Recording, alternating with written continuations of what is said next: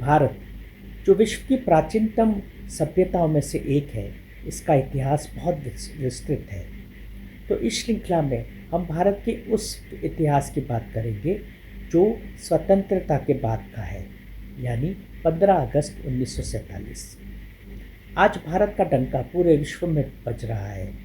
हम आज इसे एक भावी सुपर पावर के रूप में देख रहे हैं।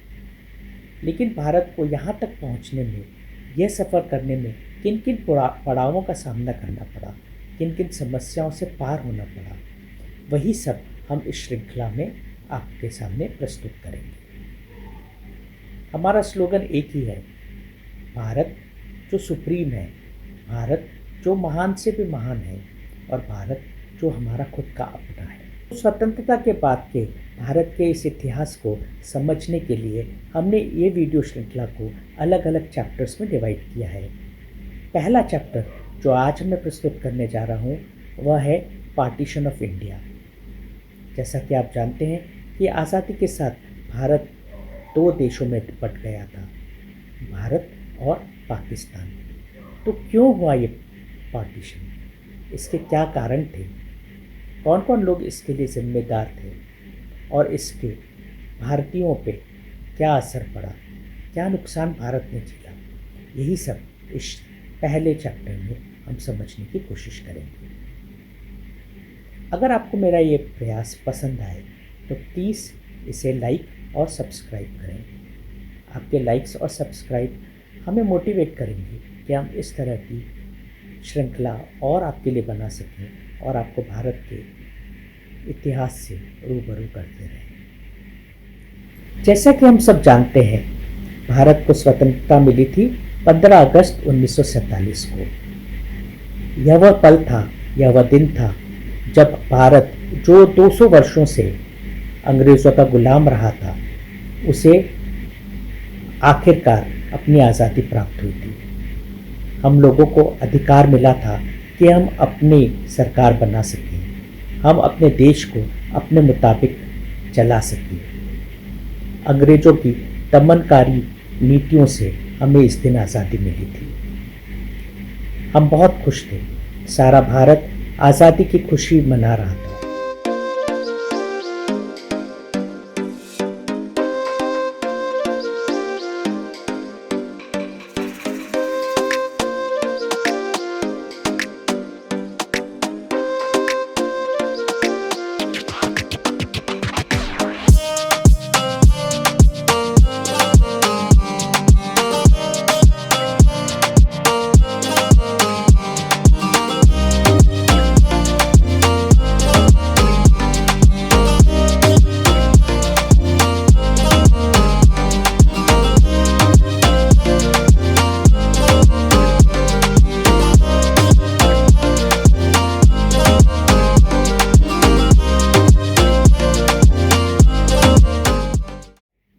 लेकिन क्या सचमुच सारा भारत आज़ादी की खुशी मना रहा था? इसका उत्तर है नहीं। भारत के कुछ प्रांतों में आज़ादी खुशियाँ नहीं बल्कि एक खूनी सुबह लेके आई थी।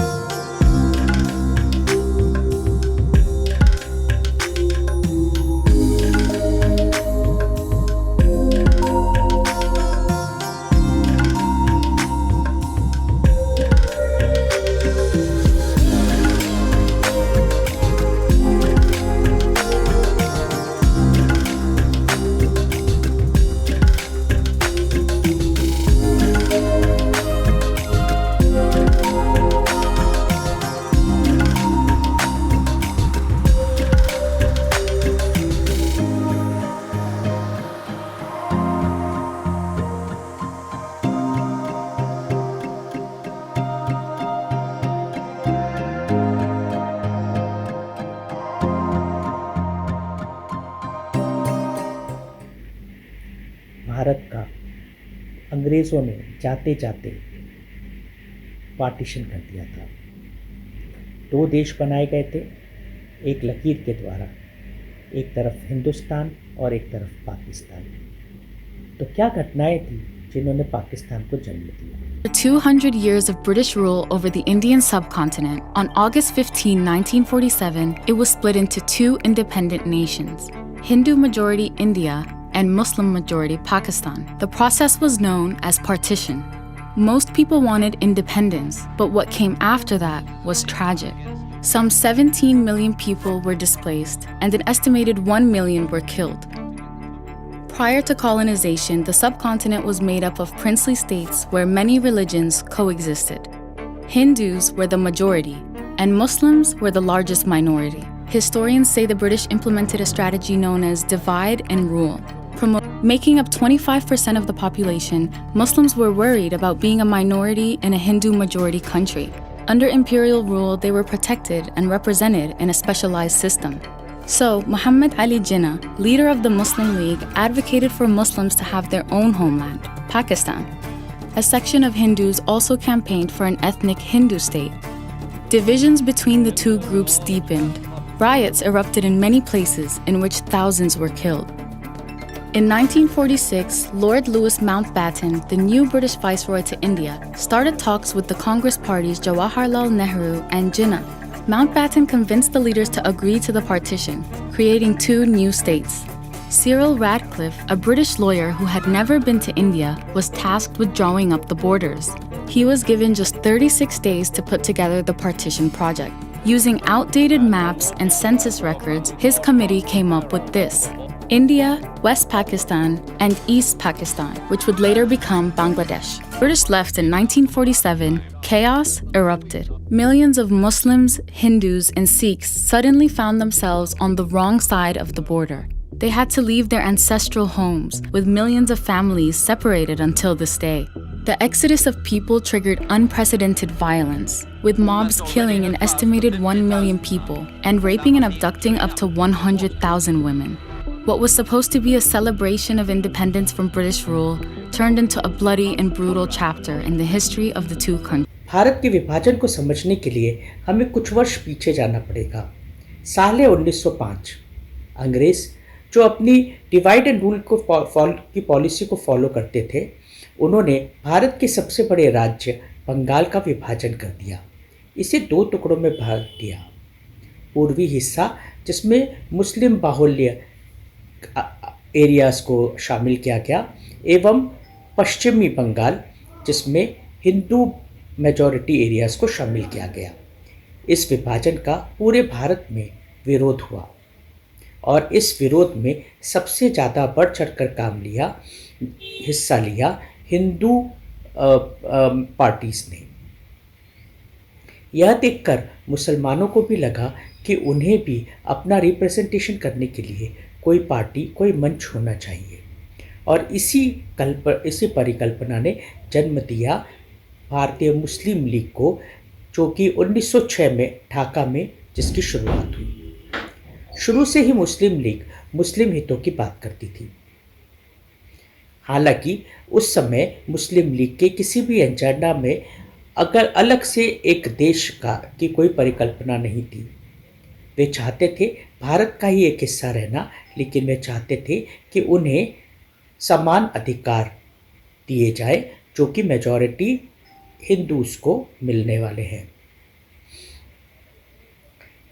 एक अलग राज्य की परिकल्पना ने जन्म लिया आगे चलकर।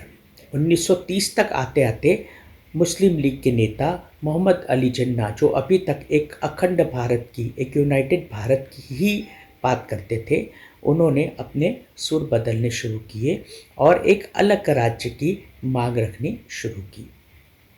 उनका ये कहना था कि मेजॉरिटी हिंदू स्टेट के अंदर मुसलमानों को वह चीज़ नहीं मिल पाएगी, वह अधिकार नहीं मिल पाएंगे जिनके वह अधिकार हैं। उन्होंने टू नेशन थ्योरी को जन्म दिया, जिसके हिसाब से क्योंकि हिंदू और मुसलमानों के धर्म अलग है, इसलिए उनकी कल्चरल और सोशल आइडेंटिटी भी अलग अलग है और इसकी रक्षा तभी हो सकती है जबकि दोनों दो राष्ट्र के रूप में बनाए जाएं। तो यहाँ से हमारे देश में पार्टीशन की परिकल्पना ने जन्म लेना शुरू किया। 1940 में 1947 में जो अंग्रेज़ों ने कमीशन भेजा था, कैबिनेट कमीशन, उसके अंदर भी विभाजन की कोई बात नहीं थी। उन्होंने तो भारत को अखंड यूनाइटेड ही रखने की अपील की थी। उन्होंने एक ऐसा स्ट्रक्चर बनाया था जिसमें अखंड भारत को 3 हिस्सों में विभाजित किया जाएगा। पहला उन प्रोविंसेस का होगा जिनके पास लेजिस्लेटिव पावर्स होंगे, यानी कानून बनाने की शक्ति। दूसरा उन प्रोविंसेस का होगा जिनके पास लिमिटेड पावर होंगे। और तीसरा थर्ड जो होगा वह था प्रिंसली स्टेट्स का। और उन्होंने चाहा था कि भारत की सभी राजनीतिक पार्टीज जैसे इंडियन नेशनल कांग्रेस और मुस्लिम लीग इस मसौदे पर अपने हस्ताक्षर करें और अपनी अनुमति दें, लेकिन यह अनुमति उन्हें नहीं मिल पाई। इसके लिए उन्होंने 1947 की शुरुआत में एक कैबिनेट कमीशन मिशन भी भेजा था, जिन्होंने मार्च में शिमला कॉन्फ्रेंस का आयोजन किया गया था। शिमला कॉन्फ्रेंस में देश के सभी महान नेता जैसे महात्मा गांधी, सरदार वल्लभ भाई पटेल, श्री जवाहरलाल नेहरू, मोहम्मद अली जिन्ना और सभी नुमाइंदों ने शिरकत की थी। गांधी जी ने पुरकोश कोशिश की कि विभाजन टल जाए या विभाजन न हो। यहाँ तक कि उन्होंने मोहम्मद अली जिन्ना को प्रधानमंत्री तक बनाने की पेशकश की थी, लेकिन निर्णय नहीं हो पाया। सारी पार्टी एक मत नहीं हो पाई और इसलिए यह तय हो गया कि अब आगे का रास्ता विभाजन के रास्ते पे होकर ही गुजरेगा, यानी कि भारत को आज़ादी तो मिलेगी लेकिन एक राष्ट्र के रूप में नहीं बल्कि दो राष्ट्र के रूप में। मार्च में हुई शिमला कॉन्फ्रेंस की असफलता के बाद मई 24 को ब्रिटिश सरकार ने भारत में लॉर्ड लुई माउंटबेटन को भारत का आखिरी वॉइसरॉय बनाकर भेजा। लॉर्ड माउंटबेटन को जो काम ब्रिटिश सरकार ने सौंपा था वह यह था कि वह देखे कि पावर का जो ट्रांसफरेंट हो रहा है, मतलब सत्ता का हस्तांतरण जो हो रहा है, वो अंग्रेज़ों से भारतीयों के पास एक स्मूथ लेवल पे, एक स्मूथली तरीके से हो जाए।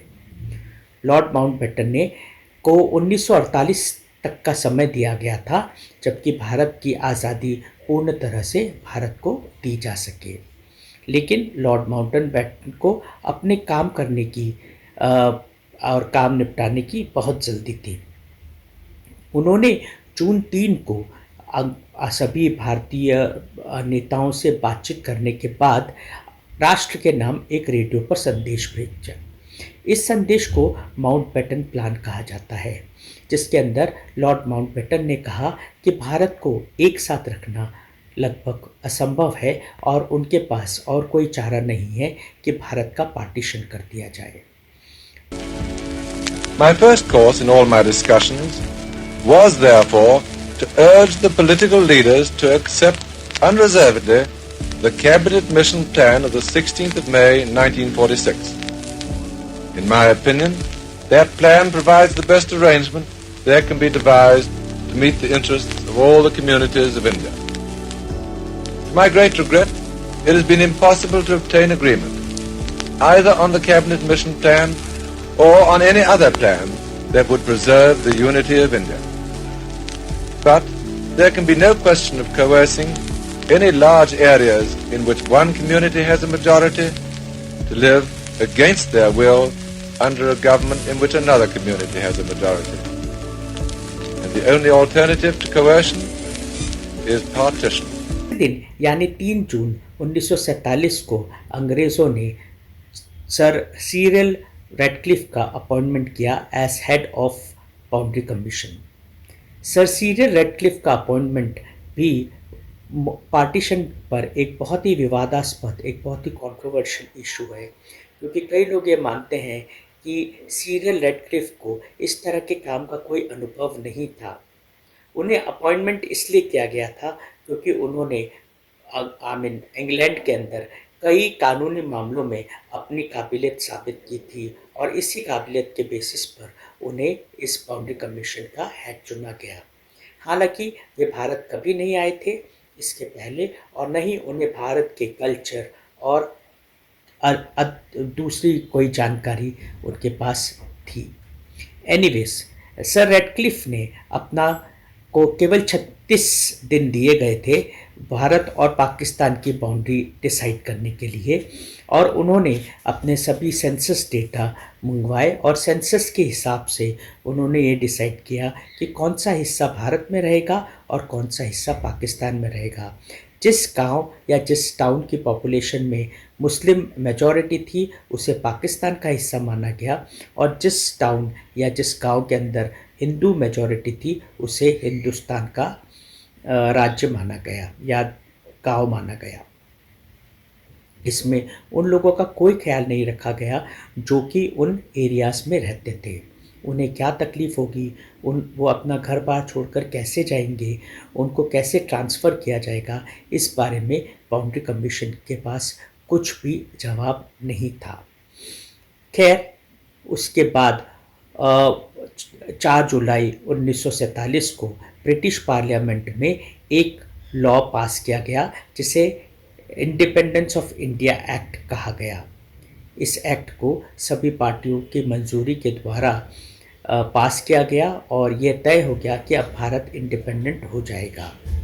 इसी कानून को वहाँ के तब के राजा किंग जॉर्ज के पास भेजा गया जिन्होंने इसके ऊपर अप्रूवल दे दिया और इस तरह से ये जो एक्ट था वह लॉ में परिवर्तित हो गया। और 10 जुलाई को मुस्लिम लीग और इंडियन नेशनल कांग्रेस ने इस लॉ को अपनी अनुमति, अपना अप्रूवल दे दिया। इसके बाद 15 जुलाई 1947 को सर सीरियल रेडक्लिफ ने अपना बाउंड्री कमीशन की रिपोर्ट पेश की और उन्होंने भारत के बंगाल और पंजाब के मुस्लिम बाहुल हिस्सों को पाकिस्तान को देने का निर्णय दिया। इस लाइन को रेडक्लिफ लाइन कहा जाता है। इसमें भारत के हिस्से 2 हिस्से हो गए, एक हिंदुस्तान के लिए गया और एक पाकिस्तान के लिए गया। जब ये तय हो गया कि भारत और पाकिस्तान के इलाके क्या क्या होंगे, उसके बाद 15 अगस्त 1947 को दोनों देशों को आज़ादी दी गई। हालांकि पाकिस्तान अपना इंडिपेंडेंस डे 14 अगस्त को मनाता है। आज़ादी अपने साथ पार्टीशन का दंश भी लेकर आई थी। उन हज़ारों करोड़ों लोगों को जिन्हें अपना देश छोड़कर दूसरे देश में जाने पर विवश होना पड़ा, उनके लिए आज़ादी एक भयानक सपना जैसी थी।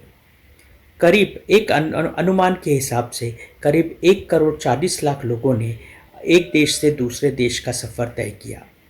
यह सफ़र बहुत मुश्किलों भरा था। इसमें कई लोगों ने अपनी जान गंवाई, कई लोग अपने परिवार से बिछड़ गए, कई लोगों ने अपनी जन्म भर की जमा पूंजी गंवाई और कई लोगों को अपने दूसरे देश में अपना सब कुछ छोड़कर नए सिरे से ज़िंदगी शुरू करनी पड़ी। हज़ारों महिला, बल्कि लाखों महिलाओं का अपहरण हुआ, उन्हें धर्म बदलने पर विवश होना पड़ा, उनका बलात्कार हुआ। कई अजन्मे बच्चे अपनी माँ के कोख में ही स्वर्ग सिधार गए। लाखों और करोड़ों की प्रॉपर्टी का नुकसान हुआ जिसका आकलन आज तक संभव नहीं हो पाया है। क्या ये हिंसा टाली जा सकती थी? काफ़ी हद तक हाँ। अगर हम एकजुटता दिखाते, अगर भारत के सारे नेता एकजुट होकर यह सोचते कि उन्हें एक अखंड भारत की ज़रूरत है और उन्हें इस समय यूनाइटेड रहने की ज़रूरत है। गांधी जी और इक्का दुक्का नेताओं को छोड़कर बाकी सारे नेता विभाजन के पक्ष में नजर आए। अगर उन्होंने थोड़ी और कोशिश की होती तो शायद भारत का विभाजन टाला जा सकता था। दूसरी बात जो है, जो इतना हिंसा हुआ वह टाली जा सकती थी अगर प्रॉपर प्लानिंग होती। लॉर्ड माउंटबेटन को 1948 तक का समय दिया गया था भारत को पूर्णतः आज़ादी देने के लिए, लेकिन उन्हें समय की कमी थी और उन्होंने आनन फानन आकर भारत का बंटवारे का निर्णय ले लिया। इसके लिए जो प्रॉपर प्लानिंग होनी थी वो नहीं हुई। ये कहीं नहीं सोचा गया कि जो लोग विस्थापित होंगे उन्हें एक देश से दूसरे देश का सफ़र कैसे कराया जाएगा, उनकी सेफ्टी का कैसे ख्याल रखा जाएगा, हिंसा न भड़के इसके लिए क्या क्या कदम उठाए जाएंगे। ये सब प्लानिंग नहीं हुई थी। और उस समय क्योंकि भारत और पाकिस्तान दोनों देश नए नए बने थे, इसलिए उनके पास इस तरह का कोई भी एडमिनिस्ट्रेटिव एक्सपीरियंस नहीं था इस तरह की सिचुएशन को हैंडल करने के लिए, जिसके कारण भी हिंसा भड़की और कंट्रोल से बाहर हो गई। तीसरी चीज़ थी कि बाउंड्री कमीशन ने जो अपनी रिपोर्ट पेश की थी उसमें उन्होंने भारत की कल्चरल डाइवर्सिटी और सोशल स्ट्रक्चर का कोई ध्यान नहीं रखा गया था। उन्होंने सिर्फ सेंसस डेटा के ऊपर भारत और पाकिस्तान के एरियाज़ का डिसाइड किया था, जो कि गलत था। भारत में बहुत सारे कल्चरल डाइवर्सिटी के लोग रहते हैं, जिसको समझने में सीरियल नेगेटिव पूरी तरह से नाकामयाब रहे, और इसी के कारण जो हिंसा बड़े पैमाने पर भड़की, एक कारण उसका ये भी था। इंटरनेशनल मीडिएशन भी उस समय नहीं मिल पाया था। अगर किसी तीसरे देश या किसी दूसरे राष्ट्रों को तटस्थ बनाकर यह जो माइग्रेशन का प्रोसेस था उसको ओवरसी करने के लिए कहा जाता या कुछ ऐसी सुविधा की जाती, तो शायद जो माइग्रेशन था वह स्मूथ होता और लोगों को इतनी तकलीफ़ों से नहीं गुजरना पड़ता। तो यह सारी चीज़ें हमें सीख यह देती हैं कि कोई भी चीज़ अगर प्रॉपर प्लानिंग के बिना न की जाए तो उनके नतीजे भयावह होते हैं। भारत ने अपने इंडिपेंडेंट एरा की शुरुआत एक बहुत ही खूनी इतिहास से की, जिसका दंश आज तक हमें सताता है। मुझे लगता है मेरी जानकारी आपके लिए यूज़फुल होगी, और अगर आपको ऐसा लगता है तो आप प्लीज़ मुझे लाइक एवं सब्सक्राइब करें। अगले हिस्से में हम देखेंगे कि भारत जो आज हमें अखंड भारत के रूप में दिखता है, उससे एक साथ जोड़ने के लिए किन किन मुश्किलों का सामना करना पड़ा। धन्यवाद।